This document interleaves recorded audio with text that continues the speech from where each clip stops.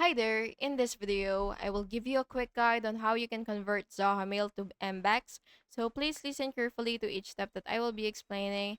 And before starting, make sure that you are logged into Zoho Mail, of course. And by the way, this will help you to back up your emails in universal format compatible with many email clients. So what you will have to do is go to your settings, and basically you will just have to search for import export or import export, and then once you're here, what you will have to do is click export as email or email, and then after that you will have to select the folders that you would want um to export. So you will choose the mbox export as the export format, and then you will click export and download the generated file, and then finally you will have to save the file securely so that you will uh, be able to verify all of its contents. And that's basically just it.